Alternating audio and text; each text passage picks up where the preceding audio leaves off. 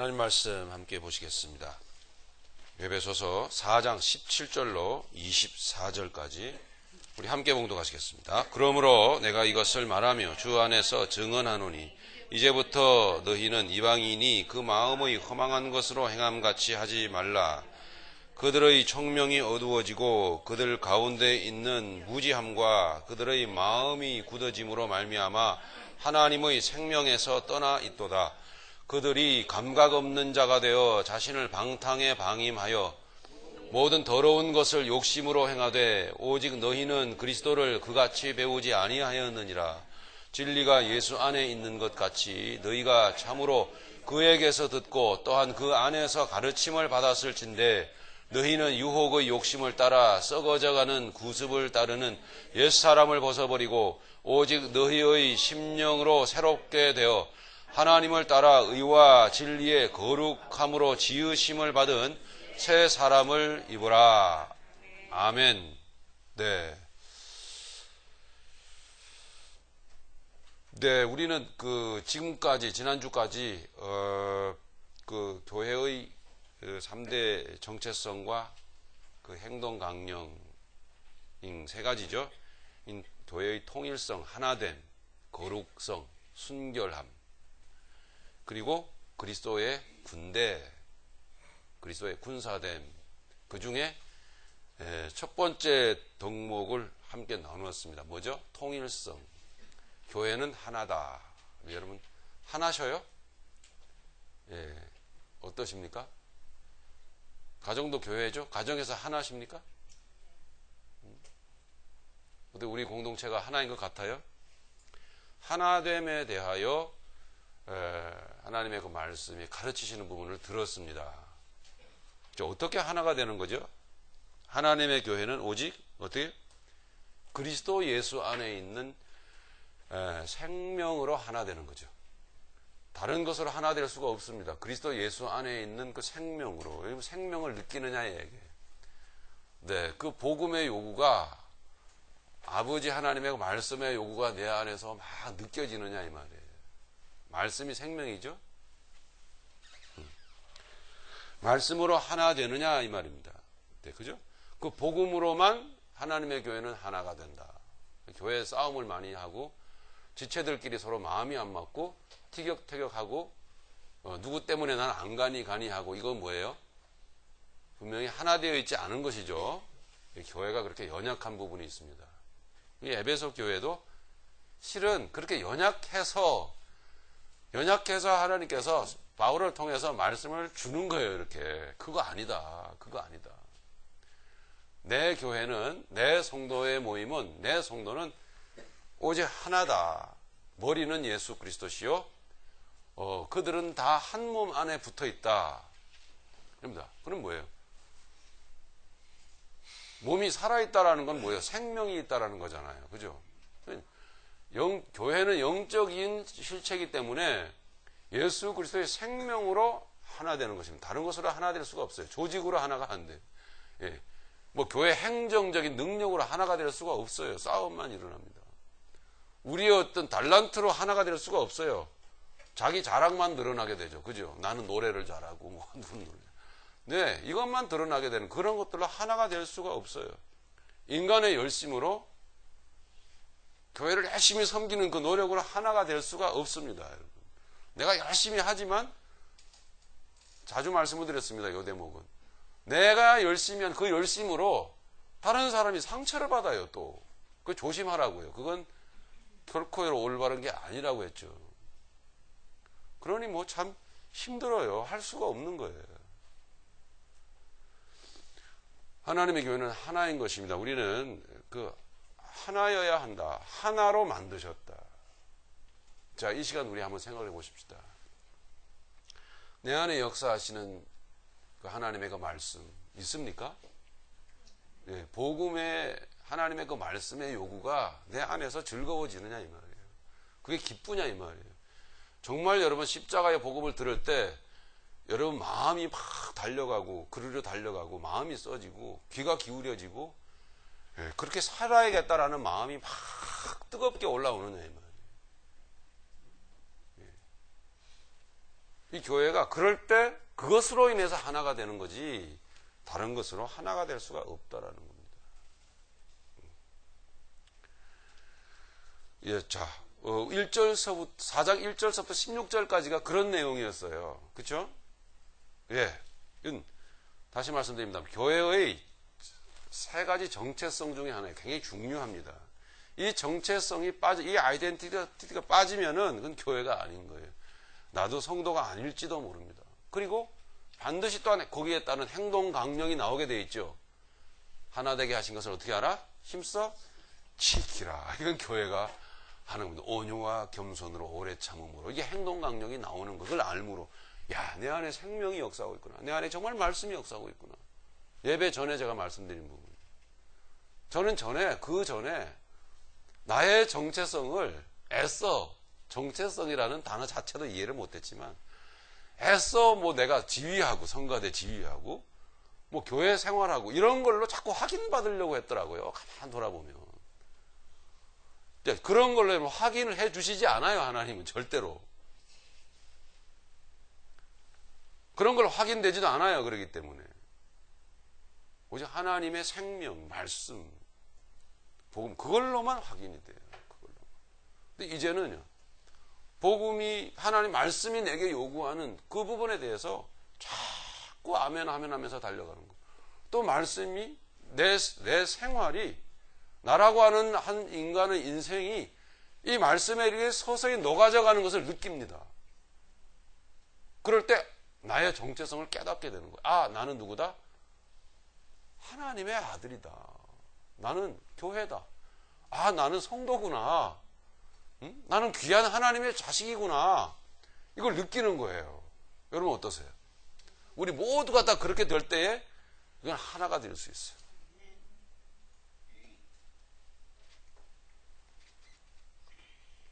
오늘 본론은 17절로부터 24절까지인데요. 오늘은 두 번째 정체성이죠. 거룩함의 그 첫 번째 시간입니다. 거룩함 첫 번째 시간. 진리가 예수 안에 있는 것 같이. 순결성이에요. 즉 하나님의 교회는 깨끗해야 된다라는 얘기죠. 깨끗해야 된다. 하기오스. 뭐라고 그랬죠? 예, 기저귀. 균이 있으면 안 돼. 그래서 살균 처리가 완벽하게 된 하기오스. 순결성. 교회는 깨끗해야 되는 거예요. 어디에 대해서요? 저 세상에 대해서.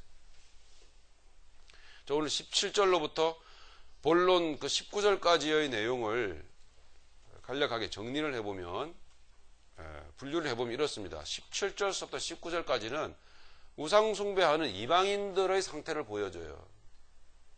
우상숭배하는 이방인의 모습. 그리고 20절부터 24절까지는 성도로서의 마땅한 모습, 성도로서의 마땅한 상태를 또 가르쳐 줍니다. 여러분 한번 이 말씀에 여러분 비춰보세요. 자, 17절은 곧 우상숭배를 가르치고 있는 거예요. 이게 우상숭배다. 17절 같이 다시 한번 읽겠습니다. 그러므로 내가 이것을 말하며 주 안에서 증언하노니 이제부터 너희는 이방인이 그 마음의 허망한 것으로 행함같이 행하지 말라. 이방인의 그 마음의 허망한 것으로 행함, 이게 우상숭배인 거예요. 이방인의 그 허망한 것으로 행함, 그죠? 예. 자, 우상숭배란 그 마음의 허망한 것으로 행함인 도대체 뭔가, 이런 겁니다. 여러분, 창세기 1장 27절과 28절을 보니까 인간은 어떻게 지어졌다고 그랬죠? 하나님의 형상으로 지어졌다고 그랬어요. 그렇죠? 하나님의 형상은 뭐예요? 하나님의 인격이요. 다른 물질에는 없는, 다른 피조물에는 없는 그 하나님의 생명, 그 하나님의 인격을, 하나님의 성품을 주셨다라는 거예요. 그럼 뭐예요? 하나님이 영이시잖아요. 그죠?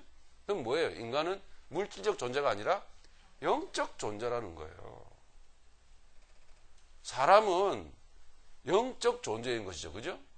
예, 만물의 뭐라 그래요? 영장이라 그러잖아요. 사람 스스로가 믿든 안 믿든 사람은 만물의 영장이다. 뭐 이러잖아요. 맞아요. 사람은 인격적 존재인데 근데 우상숭배란 뭔가? 이 영적 존재가 인격적 존재, 하나님의 성품을 가진 존재, 신의 성품을 가진 존재, 즉 뭐예요? 이 물질적 존재가 아닌 물질에서부터 어디요? 더 뛰어난 물질이 아닌, 물질적이 아닌, 물질적에서부터, 물질적 세상으로부터 더 뛰어난 뭐예요? 초월적 존재로 지음을 받았다라는 거예요. 그런데 우상숭배란 뭐냐 하면 이 초월적 존재가, 이 영적 존재가 이 세상에 떨어져서 여전히 영적 존재로, 초월적 존재로 살아야 하는데 이 세상에 떨어져서 물질을 사랑하고 물질을 추구하고 목적함으로 물질적 존재가 된 것, 이것이 우상숭배예요.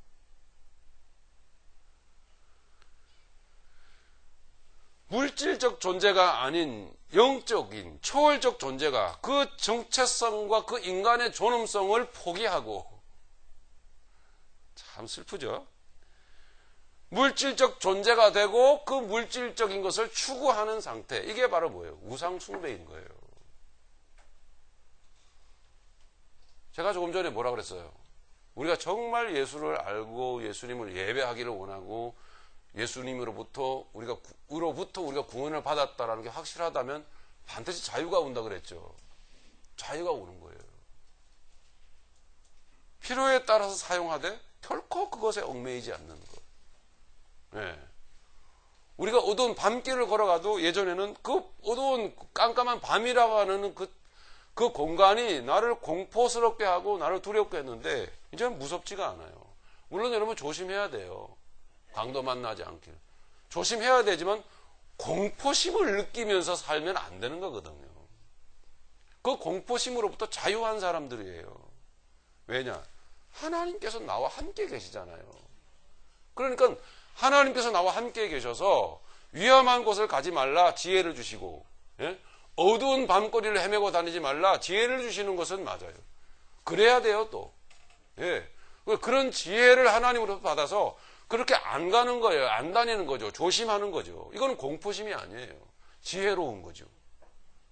지혜가 없어가지고, 예? 때와 시간을 가리지 못하고 밤낮 안 가리고 막 다니다가 내가 털리고 당하고 이래가지고 이건 아니죠. 하나님이 왜 지켜주시느냐, 안 지켜주시느냐, 그거는 말이 안 되는 어리석은 이야기죠. 모자라는 생각입니다. 그런데 이 영적 초월적 존재가 물질적 존재가 되고 물질적인 것을 추구할 뿐만 아니라 그 마음의 상태가 뭐냐? 두려움과 공포심이라고 하는 그 비참한 감정 상태를 갖고 살아가는 것. 이것이 바로 우상숭배인 거예요. 그런데 놀랍게도 이런 감정 상태로 살아가는 사람들이 교회 안에 우글우글 하다라는 거예요. 하나님이 무섭습니까?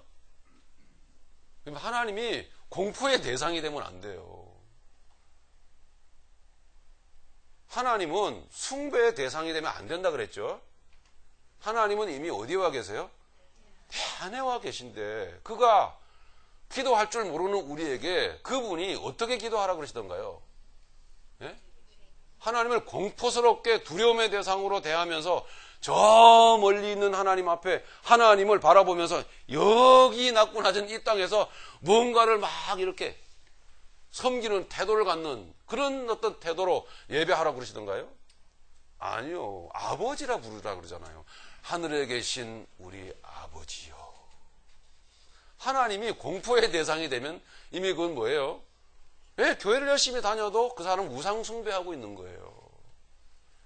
예수님을 아무리 불러도 그 마음의 두려움의 대상이 되어버린 예수님이에요. 예? 공포의 대상이 되어버린 예수님. 그래서 숭배의 대상이 되어버린 하나님. 이게 바로 우상숭배라고 하는 거예요. 그래서 많은 행위들을 만들어내잖아요.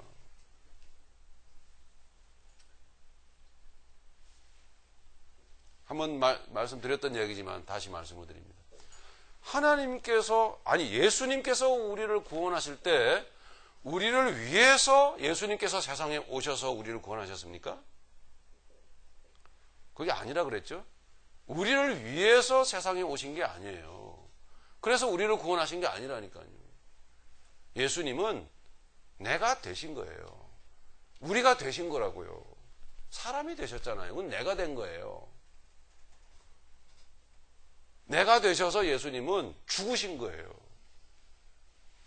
그러니까 그 구원의 그 뜻을 아는 믿음의 사람들은 내가 곧 누가 되는 거죠? 예수님이 되는 거예요. 예. 그래서 그 죽음 속에 들어있는, 십자가 죽음 속에 들어있는 그 크신 사랑을 알아서 기꺼이 죽어주는 거예요. 모든 환경 속에서. 기꺼이 포기해 주는 거라고요. 그런 거 아니래도 살거든요. 그렇죠, 여러분? 네. 연애하다가 여러분 혹시 실현당하고 그러셔도 복음의 사람은 기꺼이 실현당해 줍니다. 그죠?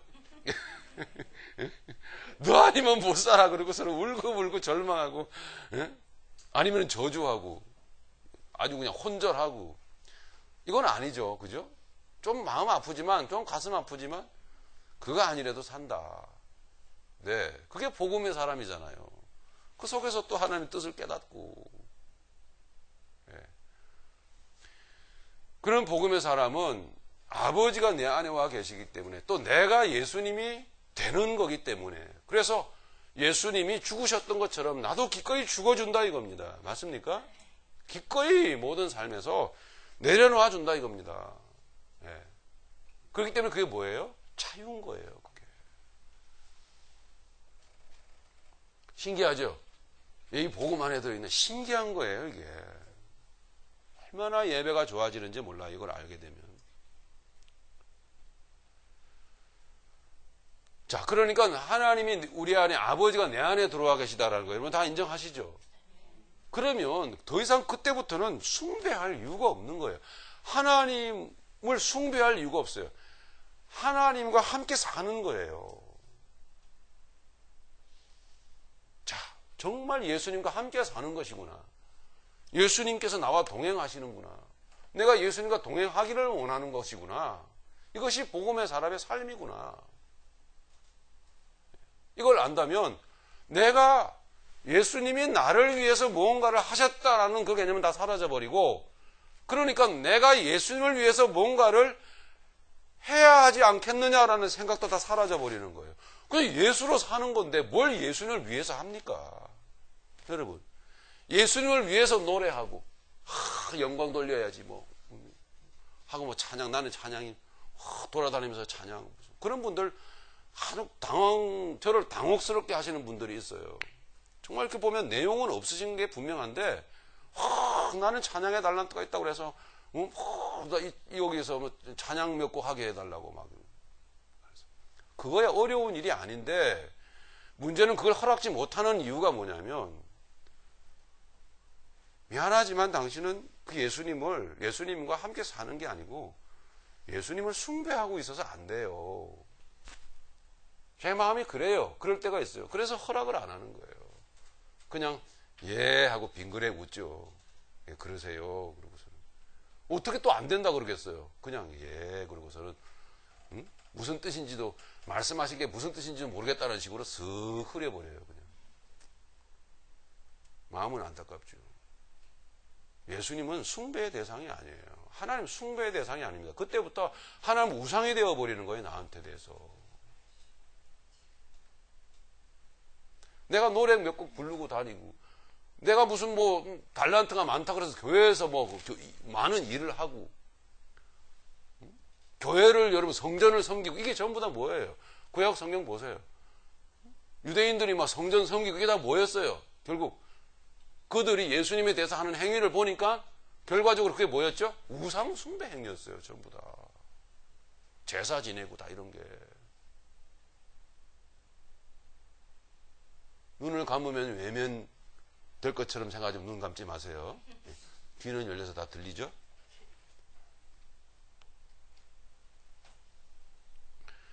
하나님은 저 멀리 계신 하나님이 아닌 거예요. 예수님은 저 멀리 계신 하나님이 아니에요. 우상 숭배하는 사람들이 다 저 멀리 있는 그 신, 그 어떤 그 존재 앞에 두려움과 공포심을 갖고 은근한, 그죠? 천국 못 가면 어떡하나. 천국 가야 할 텐데.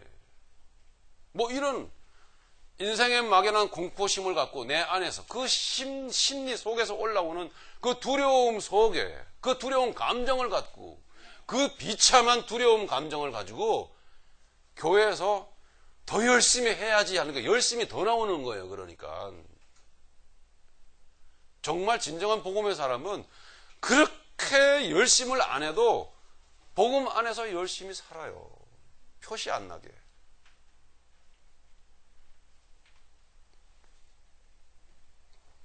그게 그 모습이 곧 어떤 모습이냐? 그 마음에 허망한 것으로 행함입니다. 그 마음에 허망한 것으로 행함. 그러나 그렇기 때문에 본인은 열심히 하는데 그걸 어떻게 아니라고 말할 수가 있겠습니까? 예? 본인은 그것이 하나님을 섬기는 일이라고 신앙생활이라고 열심히 하는데 그 사람에게 그것이 아닙니다. 성도님. 어떻게 말할 수가 있겠어요? 말 못해요. 그래서 벙어리 냉가슴을 앓는 거예요. 아유, 저게 아닌데, 저게 아닌데.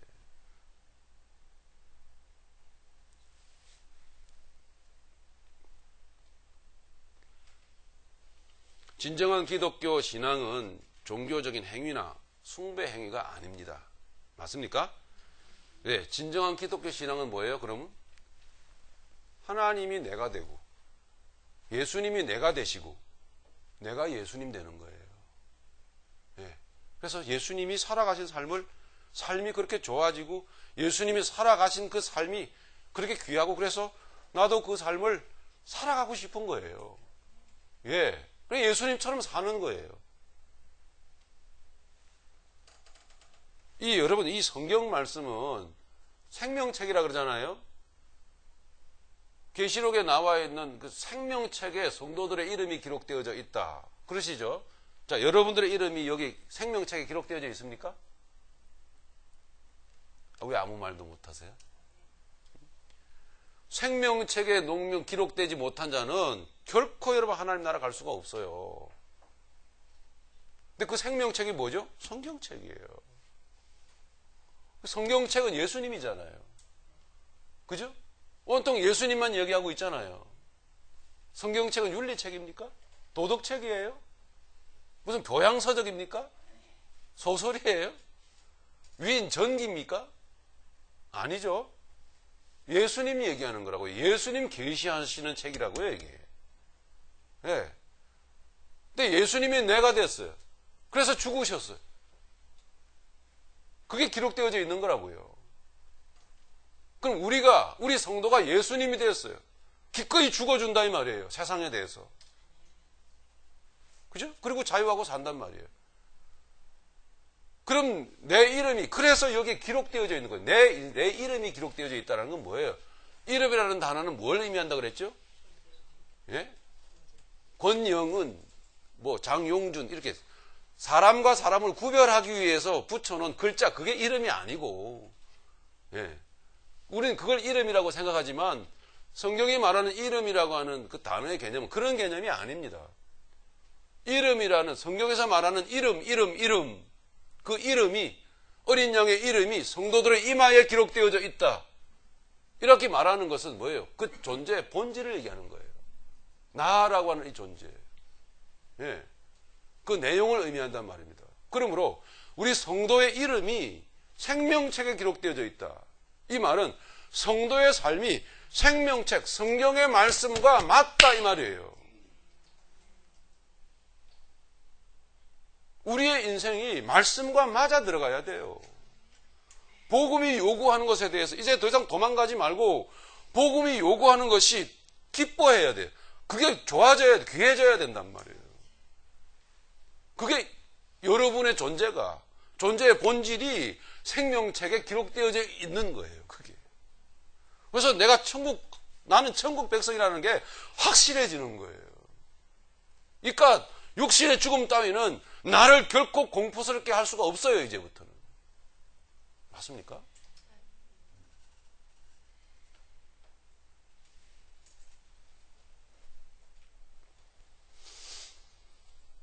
진정한 기독교 신앙은 이렇듯 예수님과 내가 하나 되는 거예요. 그리스도와의 연합, 한 몸 되는 것. 이것이 진짜 기독교 신앙의 핵심인 거예요. 예, 그를 위해서 뭔가를 우리가 하고 어떤 행위를 하고 이게 아니란 말이에요. 그로 사라지는 거예요. 크로노스와 카이로스에 대한 이야기를 말씀을 드렸죠. 카이로스는 하나님의 시간이에요. 크로노스는 물리적 시간이에요. 인간의 시간, 인간의 욕망의 시간이에요. 인간이 1000년을 살더라도, 아니 10,000년을 살더라도 그 1000년, 10,000년의 시간이 물리적인 욕망의 시간이라고 한다면, 우상 숭배적 행위를 했던 시간이라고 한다면, 그 시간은 그 시간을 살은 그 인생은 여기에 기록될 수가 없어요. 왜냐? 하나님의 시간을 기록하고 있기 때문에. 우리가 복음의 사람으로서 단 1년을 살아도, 한 달을 살아도 그 한 달의 삶이라고 하는 게 하나님의 시간을 산 삶이라고 한다면 그 삶이 여기에 기록되어져 있는 것이거든요. 그래서 여기에 기록되어져 있는 성도들의 많은 믿음의 선배들의, 선조들의 삶이 기록되어져 있는 이유가 뭐냐? 하나님의 시간을 저들은 살았어요. 즉 성경에 기록되어져 있는 믿음의 사람들의 그 삶의 모습, 저들의 말, 저들의 내용이, 저들의 인생 내용이 여기에 기록되어져 있는 이유가 뭐죠? 하나님의 카이로스의 시간을 살았기 때문에 여기에 기록되어져 있는 거예요. 예. 이 성경책에 기록되어져 있는 이유는 저들의 인생이 그리스도의 예수와 연합된 그 연합된 삶이었기 때문에 하나님이 예수님을 계시하고 하나님이 예수님을 설명해 내시기 위한 필요에 따라서 저들의 인생을 보았을 때 저들의 인생이 그에 부합한 예수 그리스도를 설명해 낼 수 있는 인생이었기 때문에 여기 기록되어져 있는 거예요.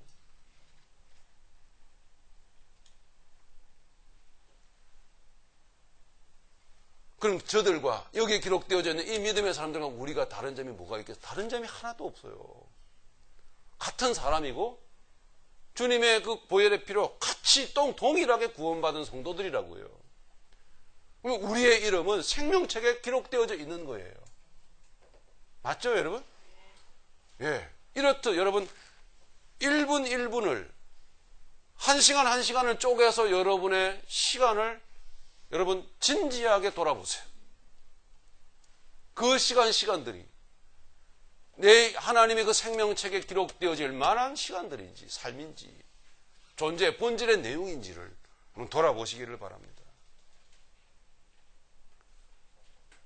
이야, 신앙생활 정말 피곤하구나. 그게 아니고 이제 비로소 이게 깨달아지고 이게 받아들여지면 내가 보통 존재가 아니구나. 그래서 구원받은 백성은 정말 위대한 존재구나. 하나님의 작품이구나. 이걸 깨닫게 되는 거예요. 구원의 위대성. 예수 그리스도의 십자가의 죽으심의 그 위대성이, 그 크신 사랑이 이제 뭔가를 조금씩 알아가는 거예요. 야, 이런 거구나.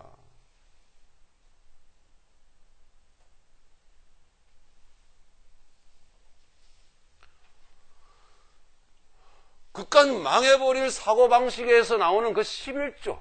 그런 거 안 해도 돼요. 여러분, 11조. 그런 거 여러분 안 한다고 여러분, 그게 아니에요. 삶 자체가 예수님이 녹아져 들어가는 날이면 날마다 더욱 예수님의 그 삶으로 녹아져 들어가는 삶이면 돼요. 그깟 11조 좀 제대로 하고 못하고 뭐가 그렇게 문제입니까? 예? 주일 하나 제대로 지키고 못 지키고 뭐가 그렇게 대수예요? 그런 종교생활적인 그런 우상 숭배적인 사고방식이 이제 버려져야 돼요.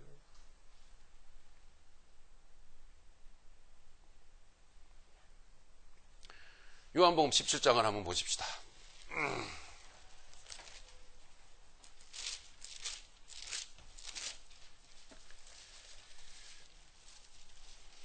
그 11조는 구원에 관계된 율법, 단순히 율법이 아닌 또 다른 깊은 의미가 담긴 내용이기 때문에 11조 하지 말라는 것은 아닙니다.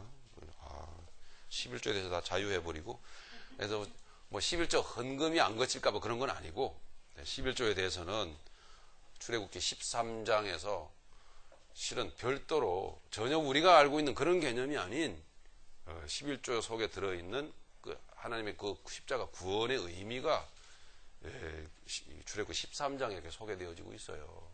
그래서 별도로 여러분 그 11조에 대해서는 들으셔야 될 문제입니다. 다만 그걸 종교 행위적으로 율법적으로 생각을 하고 행동을 하기 때문에 문제가 되는 거죠. 자, 요한복음 17장 21절부터 23절까지 자 보십시다. 진정한 기독교 신앙의 본질을 예수님 말씀하고 계십니다. 같이 읽겠습니다. 아버지여, 아버지께서 내 안에 내가 아버지 안에 있는 것 같이 그들도 다 하나가 되어 우리 안에 있게 하사 세상으로 아버지께서 나를 보내신 것을 믿게 하옵소서. 내게 주신 영광을 내가 그들에게 주었사오니 이는 우리가 하나가 된 것 같이 그들도 하나가 되게 하려 함이니이다. 곧 내가 그들 안에 있고 아버지께서 내 안에 계시어 그들로 온전함을 이루어 하나가 되게 하려 함은 아버지께서 나를 보내신 것과 또 나를 사랑하심과 같이 그들도 사랑하신 것을 세상으로 알게 하려 함이로소이다. 아멘. 23절 내가 그들 안에 있고, 이게 기독교의 본질이에요. 보세요. 내가 그들 안에 있고 예수님이 우리 안에 있다 그러잖아요. 근데 뭐가 그렇게 먼 거예요, 예수님이? 하나님은 뭐 그렇게 멀어요? 숭배라고 하는 것은 벌써 이 뭐예요? 거리감을 느끼게 해주잖아요. 그 말 자체가, 단어 자체가, 그죠? 그래서 우상 숭배하지 말라는 거예요. 나에게 거리를 두지 말라는 거예요, 하나님은. 나는 너의 안에 있다 이 말이에요.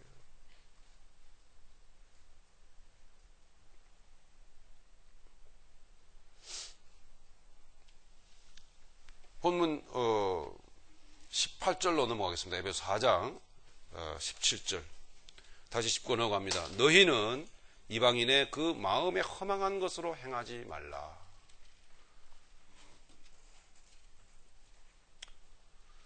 신앙생활 하시면서 뭔가 막연하고 뭔가 자신 없고 자꾸 뭔가 내가 숨기고 있는 것 같고 불필요한 그 위선적인 행위를 자꾸 하고 있는 것 같고 속과 겉과는 다른 뭔가 겉도는 듯한 느낌을 갖고 여러분 사시는 분들이 혹시 이 중에 계시다면 거의 17절의 말씀처럼 살고 계실 확률이 큽니다. 아, 믿는다고 믿었는데 이게 아니었네.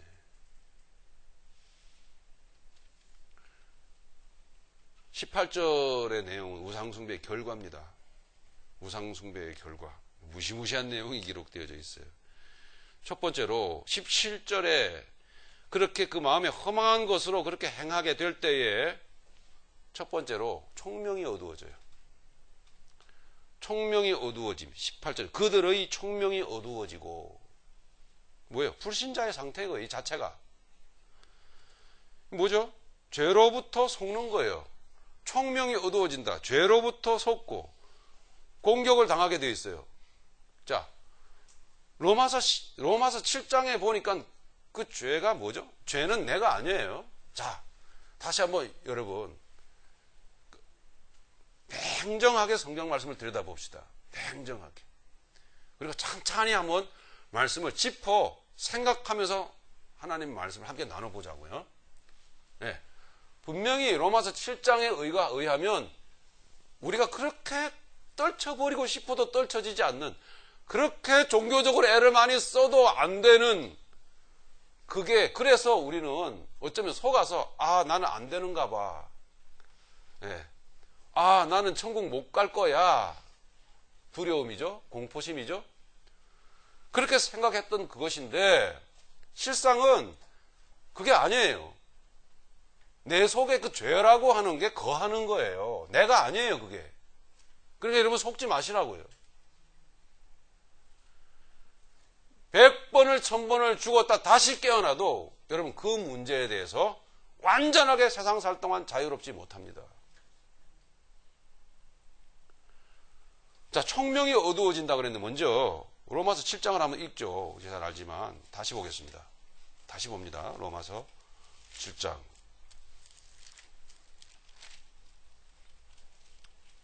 18절부터 23절까지 봅니다. 18절서부터. 자, 같이 보시겠습니다. 제가 읽겠습니다. 내 속, 곧 내 육신에 선한 것이 거하지 아니하는 줄을 아노니. 보세요. 내 속이라고 하잖아. 내 속, 곧 내 육신에, 내 존재에, 이 말이죠. 선한 것이 거하지 아니하는, 선하지 않은 뭔가가 있단 말이에요, 이게. 꿈틀꿈틀 하는 거예요. 있는 줄을, 선한 것이 거하지 아니하는 줄을 아노니, 원함은 내게 있으나, 구원받은 사람 맞아요. 네. 하나님이 내 안에 계시기는 한데, 그래서 하나님의 성령이 자꾸 나에게 뭔가를 이 양심의 기관을 통해서 말씀하세요. 영의 기관을 통해서 말씀하신다고요. 근데 그래서 원함은 내게 있어. 하나님 잘 믿어야 되는데, 신앙생활 잘 해야 되는데, 이 원함은 내게 있다고요. 그러나 그것만 있는 게 아니에요. 내게 있으나 선을 행하는 것은 없어요. 또 잘 안 돼, 그게. 19절. 내가 원하는 바 선은, 이 선이 뭐죠? 윤리예요? 도덕이에요? 아니죠? 진리. 예, 이 진리. 우리는 진리를 몰라요. 예, 그냥 은혜를 받아서 받은 은혜가 생명이 내게 있기에 반응하는 것 뿐이에요. 하나님께 대해서. 그렇지, 아직 진리를 잘 몰라, 아직도. 뭐가 진리인지 몰라. 예, 내가 원하는 바, 그 진리는 행하지 아니하고. 다시 말씀드립니다. 진리에 반응하는 생명은 내게 있어서 그렇게 살아야겠는데 라고 하는데 아직도 진리는 잘 몰라. 근데 그만큼 더 많이 고난을 당해야 돼요. 그렇기 때문에 그만큼 더 많이 벗어져야 돼. 뭔가가. 아직 진리를 몰라. 구원은 받았을 때 진리가 뭔지를 몰라요. 그러니 그렇게 살 수도 없어. 진리적으로. 내가 원하는 바 진리는 행하지 아니하고 도리어 원하지 아니하는 바 악을 행하는도다. 괴로운 거예요. 그래서 20절. 만일 내가 원하지 아니하는 그것을 하면 이를 행하는 자는 내가 아니요. 그러니까 이 죄 때문에, 내 안에 거하는 이 죄의 역사 때문에 내가 지옥 가는 거 아니에요. 그건 있어요.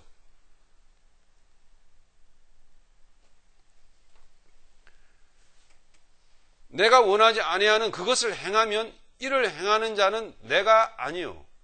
내 속에 거하는 죄니라. 나와 상관없이 죄라고 하는 게 내 속에 거한다라는 거예요.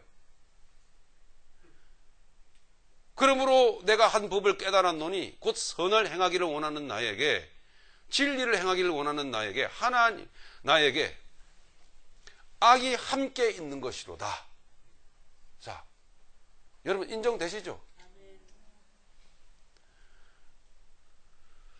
그래서 내 속 사람으로는 하나님의 법을 즐거워하고 내 지체 속에서 다른 한 법이 영적 원리예요, 이게. 예, 다른 한 법이 내 마음의 법과 싸워 내 지체 속에 있는 죄의 법으로 나를 사로잡아 오는 것을 보는도다, 느끼는도다. 어찌할까? 이러는 거예요. 이게 우리 인생이에요, 여러분. 자, 그래서 다시 본문으로 돌아가면 우상숭배를 그렇게 하게 되면 결과론적으로 첫 번째로 총명이 어두워지게 되어 있습니다. 즉 우상숭배는 뭐예요? 그 죄가 역사하도록 내 겉사람이 마음대로 자유롭게 행동할 수 있도록 놔두는 거예요, 그냥. 예. 네, 뭐 술집 근처에도 가고, 춤추는 집 근처에도 가고, 뭐 만날 사람 안 만날 사람 다 만나고 다니고, 예. 내가 이 죄를 컨트롤할 실력도, 진리를 행할 능력도 없는데 막 다니는 거예요. 그리고 또한 신앙생활이라는 개념 자체도 모르고, 그렇게 교회 안에서도 그렇게 하나님을 숭배하고 살아가는 거예요. 두려움과 공포심의 그 비참한 감정 상태를 가지고 말입니다. 이 자체가 뭐죠? 죄가 역사하도록 놔두는 거예요, 그냥.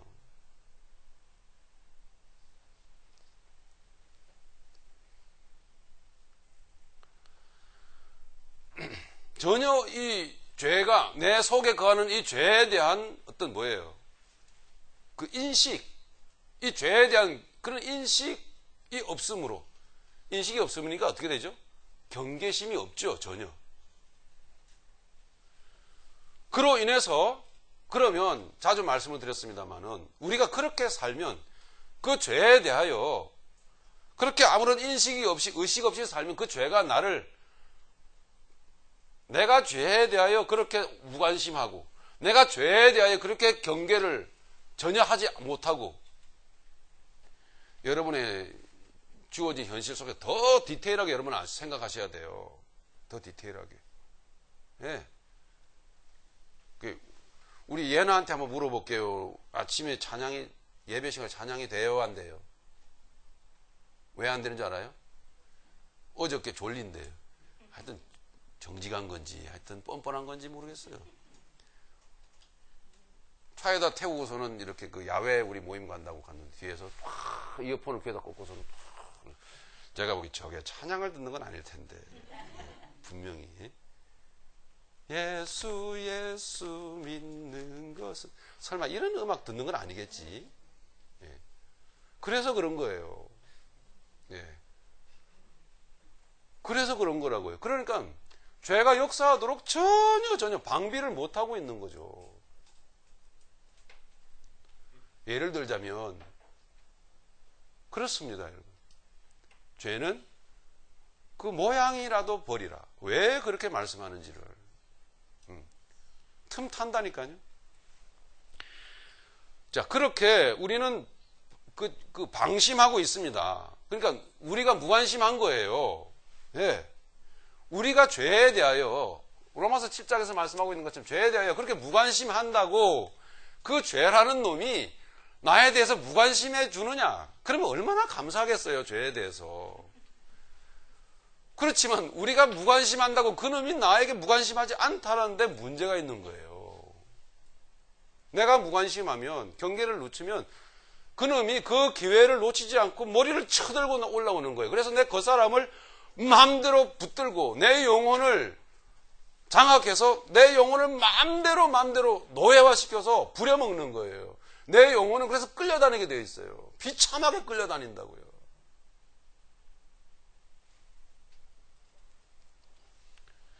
총명이 어두워진다는 것은 그런 것입니다. 죄로부터 속고 있는 거거든요. 그래서 마구 공격을 당하는데요. 어찌할 바를 모르는 거예요. 이게 총명이 어두워진 거죠. 우상숭배의 결과입니다. 그 다음에 두 번째로 어떤 결과가 나타나냐면 총명이 어두워지고 18절 그들 가운데 있는 무지함과 그 다음에는 무식하게 돼요. 무지함. 뭐에 대해서 무지할까요?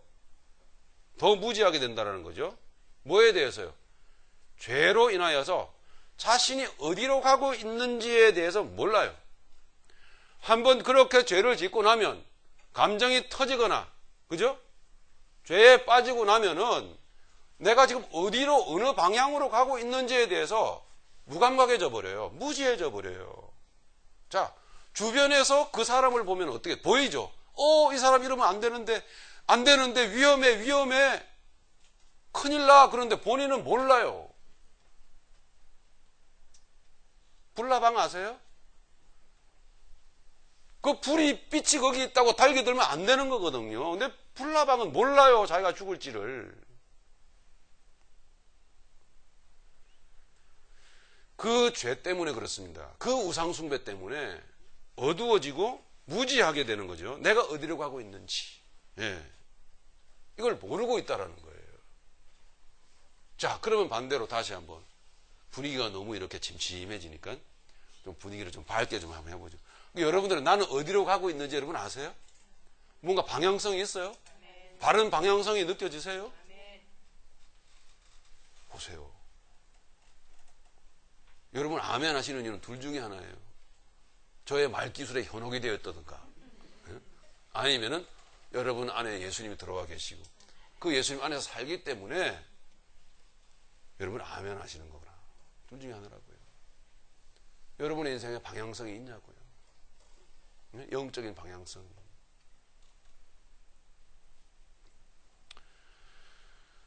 저희들 가운데 있는 무지함과 그 다음에 세 번째가 뭐냐? 무지하게 되면요. 그 다음에 마음이 굳어지게 돼 있어요. 그들의 마음이 굳어짐으로 말미암아. 네. 이 마음이 굳어지는 건 뭐예요? 자기 사랑밖에 모른다라는 거예요. 결국은 총명이 어두워지고 무지하게 되면, 내가 어디로 가는지를 모르게 되면은 결국은 뭐예요? 그게요. 철저한 자기예요. 철저한. 예, 자기 사랑, 그게 뭐죠? 교만이잖아요. 예. 이웃 사랑은 뭐죠? 온유와 겸손이 이웃 사랑이죠. 네. 그래서 이웃을 위해서 산다라는 개념에 대해서 전혀 인식을 못해요. 예전에 우리 처제가 저희 내외가 사는 걸 보고 이해를 못하겠다고 그런 얘기를 하더라고요. 왜 그렇게 사냐고. 예? 그러니까 이웃을 위해서 사는, 남을 위해서 사는 삶 자체를 몰라요. 이게 바로 뭐냐? 교만입니다. 마음이 굳어지는 거예요. 자기밖에 모르는 거죠. 여러분, 하나님께서 구원받은 이스라엘 백성들에게 하나님의 계명, 10계명을 주셨을 때에 이웃 사랑에 대해서 가르치셨죠? 그 이웃 사랑은 오해하지 마세요. 윤리적으로, 도덕적으로, 예? 인격적으로, 잘 윤리적으로, 도덕적으로 넘치는 교양인으로 세상을 살아라 이 얘기가 아니에요. 하나님 당신 자체가, 하나님의 속성 자체가 하나님 자신을 위해서 사시는 게 아니라 하나님의 속성 자체가 하나님 자신이 아닌 남을 위해서 사는 존재라는 것을 가르치기 위한 거예요. 하나님의 속성을 이해하는 거예요. 네. 우리의 의지와 노력으로 윤리적으로 살고 도덕적으로 살아라. 그러면 복 줄게. 이게 아니란 말이에요. 그러면 우상 숭배를 하게 되면 이웃 사랑에 대해서 개념이 없어지는 거예요. 즉 하나님의 속성에 대해서 전혀 인식을 못하게 되는 거거든요. 결국 그 교회 안에서의 그 열심이 뭐겠어요? 자기를 위해서 하는 거예요. 결국은 자기도 모르는데 자기를 위해서 하고 있는 거예요. 그게 그 두려움과 그 공포를 떨쳐내려고 되냔 말이에요. 그게 안 되거든요. 이웃 사랑을 하나님이 가르치는 이유는 우리에게 어떤 행위를 요구하는 게 아니고 내가 그렇다 이걸 가르치기 위함이에요. 하나님 자체가 이웃 사랑이에요. 하나님 자체가 이웃 사랑의 본질이에요. 그분이. 그래서 우리가 정말 하나님을 바로 섬기게 되면 이웃 사랑은 자연스럽게 나오게 되어 있는 거지, 이게. 그러면 마음이 굳어진다, 이 말은 뭐예요? 곧 우상숭배의 결과일 수밖에 없는 거예요.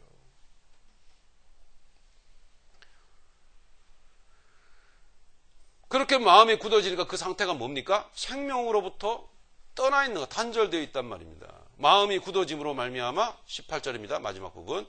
하나님의 생명에서 떠나 있도다. 여러분 길가에 가다가 가끔씩 이렇게 그 죽어있는 가로수 나무를 여러분 보신 적이 있습니까? 저희 동네 바깥에도 잠깐 나가보면 나무가 그렇게 푸르르고 그렇게 아름다운 자태를 뽐내는데 가을이라서 그죠? 이제 단풍이 들잖아요. 정말 노랗고 빨갛고 아름답게 되는데 전혀 그 색깔을 내지 못하는 완전히 죽어져 있는 짙은 흑색의 어떤 그런 그 브라운 색깔로 온통 나무가 완전히 다 시커멓게 죽어버린 그런 나무가 있어요. 우리 동네 길가에 바로 나가면은 너무너무 보기 안 좋거든요. 빨리 잘라버려야 되는 거잖아요. 마치 그런 것처럼 생명으로부터 단절되어 있으면 그렇게 되는 거예요. 그 인생 자체가. 즉 뭐예요? 이렇게 우상 숭배를 하게 되고 총명이 어두워지고 죄에 대해서 무지하게 되고 결국 이렇게 돼서 뭐예요? 마음이 굳어지게 되고 자기 사랑밖에 모르는 이런 의식으로 인생을 살아가게 되면 하나님의 생명에서 떠나 있는 거예요. 결국 그래서 우리의 인생을 살면서 죽음과 같은 쓴맛을 보게 되는 거예요. 사망의 쓴맛이라고 하는 거예요. 어찌 믿음의 사람이 분명히 맞음에도 불구하고 어찌 우리는 그렇게 자주 그렇게 종종 사망의 쓴맛을 보고 살아야 하느냐 이 말입니다.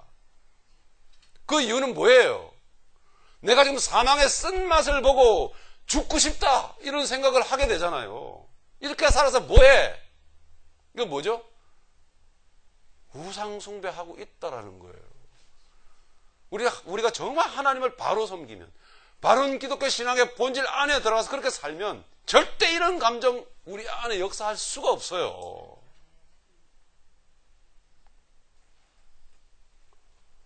지금 하나님의 교회의 두 번째 속성인 거룩함에 대해서, 순결함에 대해서, 하기오스에 대해서 설명을 하고 있는 것입니다. 죽고 싶다가 아니라 사실 그 인생 들여다보면은, 여러분 그런 분들 보죠. 우리 지체들 보면, 예? 그 입에서 나오는 말이 죽고 싶다, 예? 그만두고 싶어. 이거 보면은 그게 죽고 싶다에 아니면 이미 죽은 거예요. 이미 이게 죽어 있더라고요. 죽어 있어. 19절로 넘어가겠습니다. 그 다음에 19절에 가보니까 이렇게 말합니다. 하나님의 생명에서 떠나게 된 그 다음 단계로 그들의 감각이 없게 된다. 즉 그들이 감각 없는 자가 돼요. 이렇게 돼요. 뭐에 대한 무감각이죠? 예? 죄에 대하여 무감각이란 말이에요. 처음에 말씀드렸던 대로 죄에 대하여 내가 어디로 가는지를 모르고 내가 지금 무엇하고 있는지도 모르게 돼요. 죄에 대한 무감각, 내 안에 역사하는 그 죄에 대한 감각이 사라져 버리는 거예요. 그럼 뭐만 남습니까? 오직 육신의 짐승적인 이 욕망 충족뿐 다른 게 없어요. 인생이라고 하는 게. 다시 말씀드리면 그래서 이웃 사랑에 대해서도 생소한 거예요. 즉 하나님의 속성에 대해서 생소해져 버리고 만다라는 거죠. 예. 여러분 이른 아침에 한국에 가서 택시를 타보면요, 이른 아침에 택시 운전사들이 그런 생각을 갖고 있어요. 이른 아침에 첫 손님은 여자를 태우잖아요. 그럼 하루 종일 재수 없다 그래요. 그래서 여자가 딱 탈라 그러면은 너 타지 말라 그래요. 웬일이야가 아니라 그게 바로 뭐죠? 그게 무지한 거예요. 예. 무감각 한자란 말입니다. 무감각 한자. 예. 그래서 여자들을 안 태웁니다. 또 이런 게 있어요. 집안에 우환이 생기고 문제가 뭐 자꾸 터지고 이러면은 뭐죠? 말도 안 했는데 저렇게 자기 집이 그런가 봐요. 부모님들이. 예. 그 며느리 잘못 들여서 그렇다고 말이에요. 이렇게 무지하게 되고 무감각해지는 거예요. 믿는다고 하면서도 이런 구태의연한 이런 사망적인 사고방식에 붙들려 산다니까요. 그게 죄인 줄 모르고 그런 썩을 인생인지도 모르고 그런 사고방식의 노예가 돼서 살아요. 묘자리를 잘못 썼어. 이게 뭐지? 조상 묘자리를 잘못 써서 일이 안 된다. 그 조상이 이용해서 내 욕망 채우려고 하는 것밖에 더 됩니까? 그게 유교란 말이에요. 그게 유교. 네? 자, 여러분, 남의 그 집 털고요, 사람 없는 빈집 털고 나서 도둑놈들이 어떻게 하는 줄 아세요? 그 집 앞에 빨리 도망가야 되는데 빨리 도망도 안 가고요. 급할 텐데 맨날 그 집 앞에 똥 싸놓고 가요. 네. 왜 그런지 아세요? 붙잡히지 말라고. 경찰에 잡히지 말라고. 미신이죠? 예. 털고서는 반드시 똥 싸놓고 가요. 도둑들이. 도둑질 하기 전에 뭐 많이 처먹나 봐. 그래서 일부러 안 싸나 봐요. 예? 딱 기다렸다가 말이죠. 관략근 오물했다가. 예? 반드시 그렇게 똥 싸놓고 가거든요. 똥이 나오나요? 그렇게 싼다고 그래서 아무 때나? 근데 그게 아닐 텐데.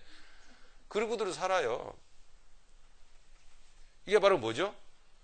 네, 무감각한 자예요. 무감각한 자. 생명으로부터 단절된 자. 네. 여러분, 내 시작은 미약하였으나 내 나중은 심히 창대하리라. 이 말씀, 기독교인들 집에 가보면 없는 집이 없어요. 다 붙어 있습니다. 이거 왜 붙여놓고 있는 거죠? 무감각해서 그래요. 무감각해서. 네. 그 욥의 친구 빌닷이 뜻도 모르고 내용도 모르고 한 말입니다. 네?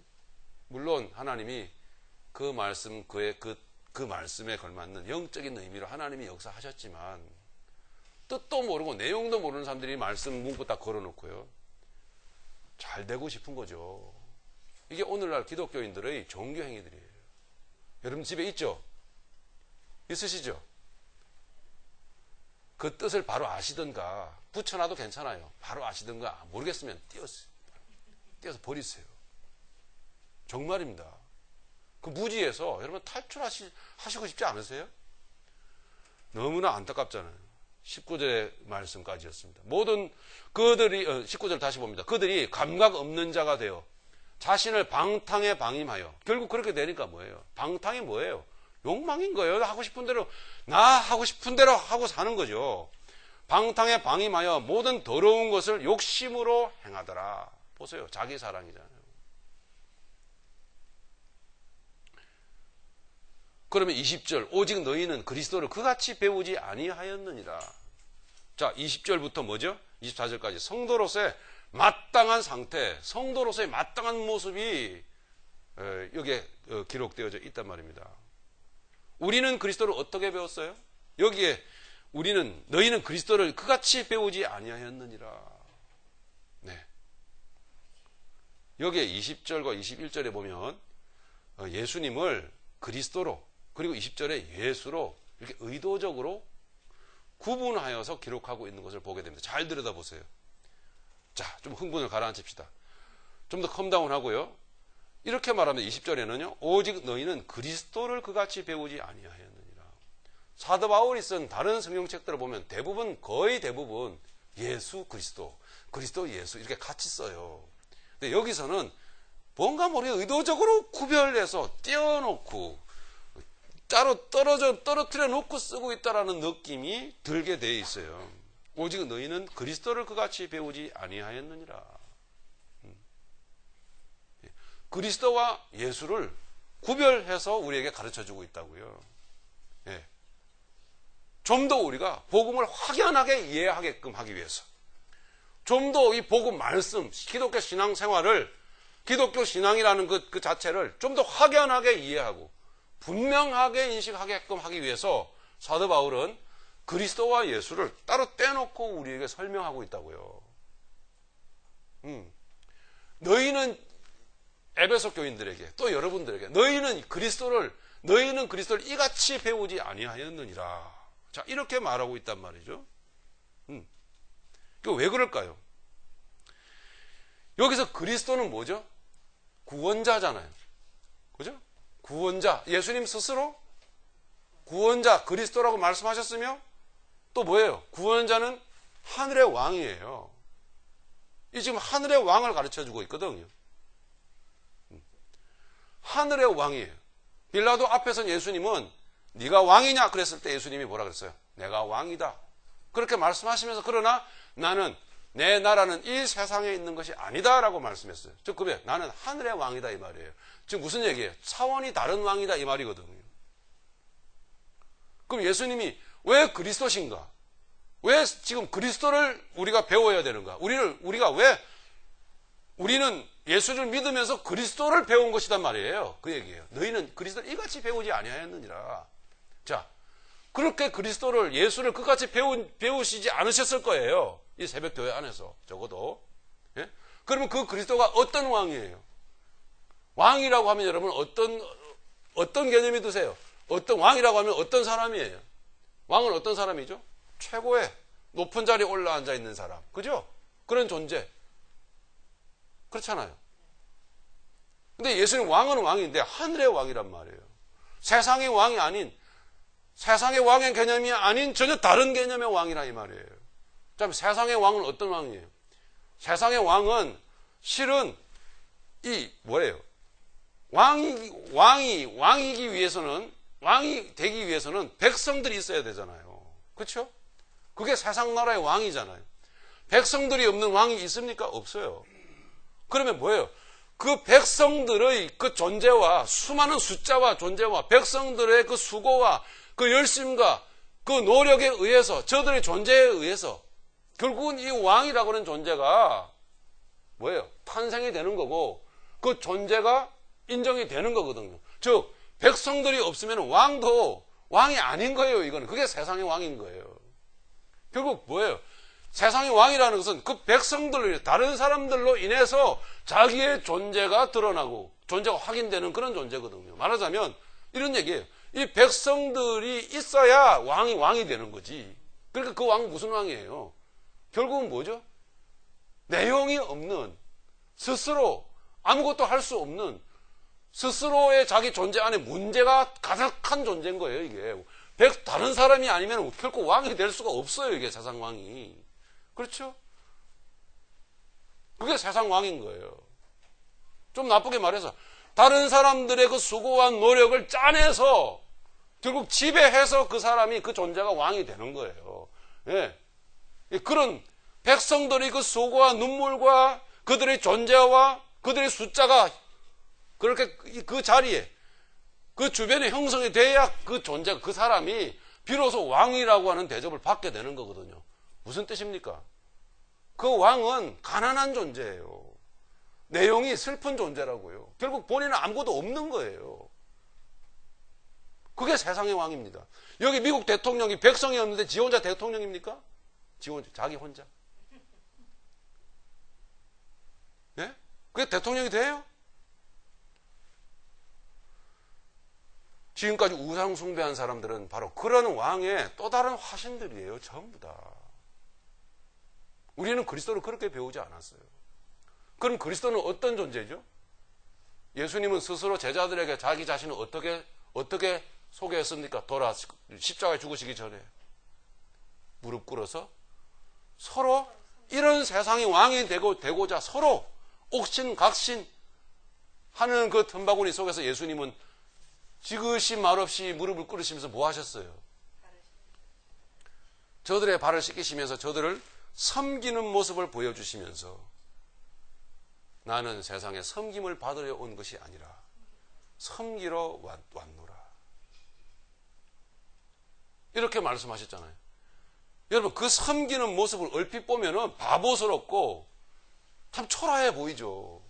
무슨 왕이 저렇게 무릎 꿇어서 남을 섬기고 저렇게 바보스러워 보이고 저렇게 어리석어 보이는 그런 왕이 어디 있겠어요. 왕은 돋보이고 높은 자리에 앉고 화려해야 되는데 저는 지금 그리스도를 설명하고 있는 거예요. 근데 예수님 스스로가 그렇게 말씀하셨다고요. 나는 섬김을 받으러 온 것이 아니라 섬기러 왔다. 즉, 하늘의 왕은 섬기는 자다 이 말이에요. 그러면 그가 섬길 수 있으면 어떻게 섬길 수가 있겠습니까? 다른 사람의 반대예요. 세상의 왕의 반대라고요. 다른 사람이 있든 없든 그들의 존재와는 상관없이 스스로 충만하고 스스로 완전하신 분이라는 얘기예요. 예. 다른 어떤 피조물, 다른 어떤 물질과는 아무 상관이 없어요. 스스로 완전하고 충만하시기 때문에 섬길 수 있는 거예요. 그게 하늘의 왕인 거예요. 세상의 왕은 스스로 섬길 수가 없어요. 세상의 왕은 섬기는 왕이 아니잖아요, 또. 그죠? 섬김을 받는 존재들이잖아요. 저들이 다른 사람들부터 섬김을 받는 존재일 수밖에 없는 이유가 뭐예요? 자기 스스로가 안 되니까. 맞습니까? 예. 스스로가 왕이 될 수가 없으니까 다른 사람들 긁어 모아서 왕이 되는 거거든요. 예? 우상숭배란 마치 그와 같은 존재가 되려고 노력을 하는 거랑 마찬가지인 거예요. 우리는 그리스도를 그렇게 배운 적이 없어. 우리가 믿는 예수님은 그런 분이 아니에요. 그 구원자는 하늘의 왕인 거예요. 그분은 오셔서 스스로 완전하시기 때문에, 스스로 생명으로 충만하시기 때문에 그분은 이제 다른 사람들을 섬기는 왕인 거예요. 예, 우리는 그리스도를 그렇게 배우는 거라고요. 지금 그 이야기를 하고 있는 거예요.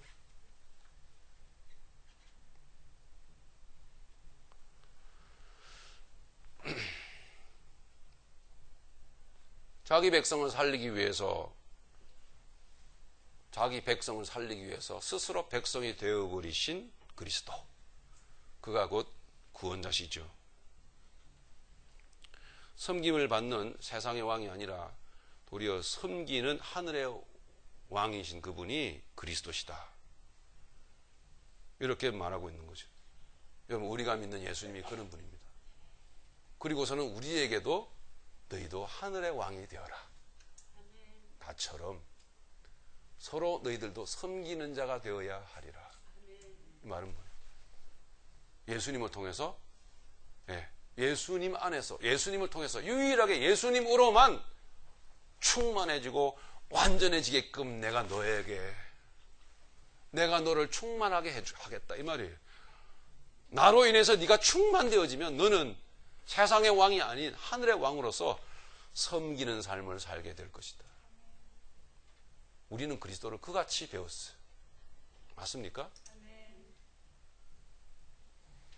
21절입니다. 오직 너희는 그리스도를 그같이 배우지 아니하였느니라. 21절 진리가 예수 안에 있는 것 같이. 자, 진리가 예수, 이건 그리스도가 아니에요. 진리가 21, 진리가 예수 안에 있는 것 같이. 진리가 뭐라 그랬죠?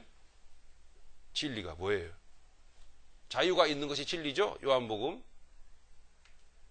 8장에 있는 것처럼, 말씀이 있는 것처럼. 그죠? 자유화가 있는 것이 진리잖아요. 네. 예수 그리스도, 그분은 우리에게 무엇을 보여주었는가? 이 말입니다. 우리에게 무엇을 보여줬는가? 자, 진리가 뭐냐? 진리가 예수 안에 있는 것 같이. 말은 진리는 곧 생명이죠. 생명이 예수 안에 있는 것. 여기서 이 예수는 육체, 그리스도가 아닌, 예, 진리가 육체가 된 것 같이. 예, 하늘의 생명이 땅에 떨어져서 진리는 이런 것입니다. 하늘의 생명이 땅에 떨어지면 뭐예요? 땅이 있는 곳이죠. 흙이 있는 것이란 말이에요. 흙은 비천한 존재예요.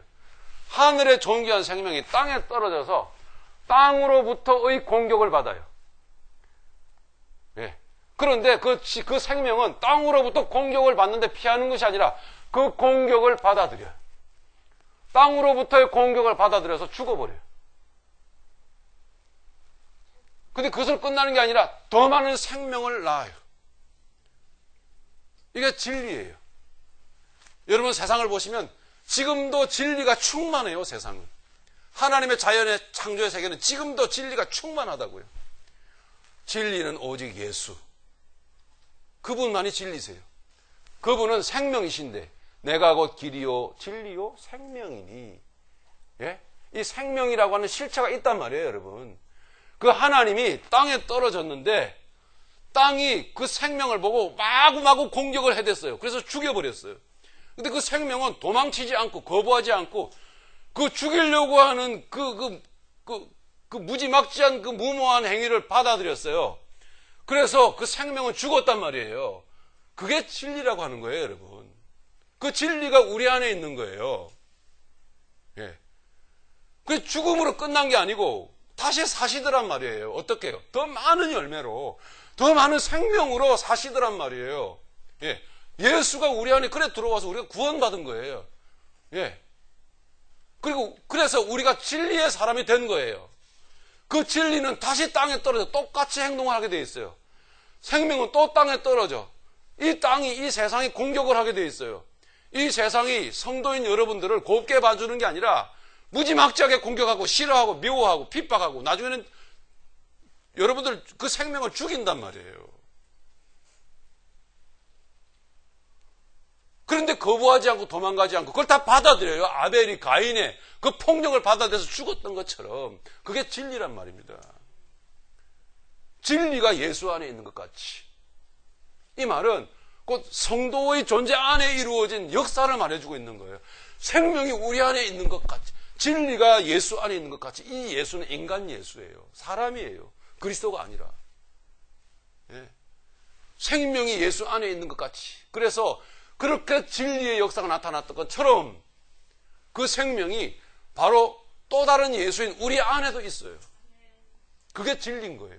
그렇게 사라지는 게 진리적 삶인 거예요. 복음의 삶은 그렇게 살아가요. 이게 순결이에요. 이게 거룩이라고. 하나님의 교회는 이렇게 거룩해요. 21절 보십니다. 진리가 예수 안에 있는 것 같이 너희가 참으로 그에게서 듣고 또한 그 안에서 가르침을 받았을진대.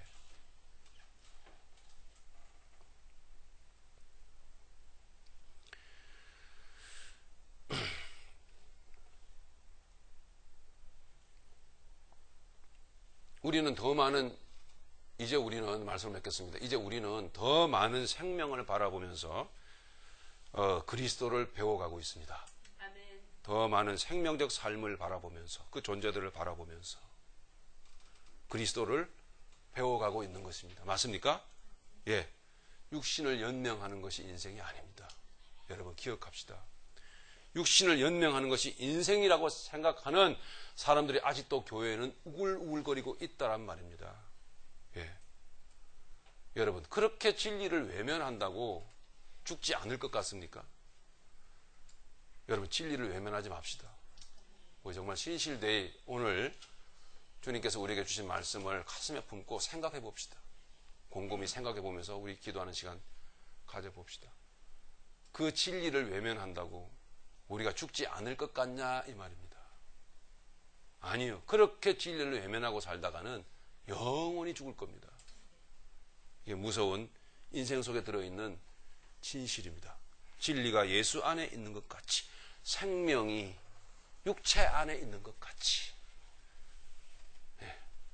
생명이 육체 안에 있는 것 같이, 예. 생명이 육체에 떨어져서 육체로 하여금 생명처럼 살게 하시는 것 같이, 할렐루야.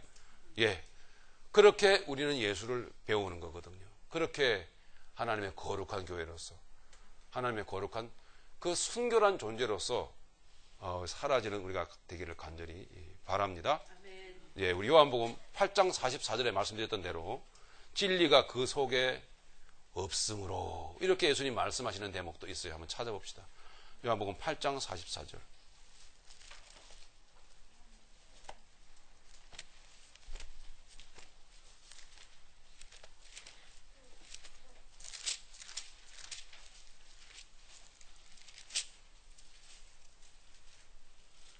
요한복음 8장 44절 같이 우리 이 진리의 말씀을 외면하지 말고 지금까지 들었던 말씀을 애써 기억해 내시면서 우리 44절 말씀을 정직한 마음으로 읽어봅시다. 시작. 너희는 너희 아비 마귀에게서 났으니 너희 아비의 욕심대로 너희도 행하고자 하느니라. 그는 처음부터 살인한 자요 진리가 그 속에 없으므로 진리에 서지 못하고 거짓을 말할 때마다 제 것으로 말하나니 이는 그가 거짓말쟁이요 거짓의 아비가 되었음이라. 무서운 이야기입니다. 진리가 그 속에 없으므로 저희 아비처럼 욕심으로 행하나니. 우리는 그리스도를 이같이 배우지 아니하였습니다. 그러면 주님께서 우리에게 보내신 성령님은 무슨 일을 하실까요? 한 군데마다 찾고 우리 기도하십시다. 무슨 일을 하실까요? 한 군데마다 찾고 요한복음 16장 13절.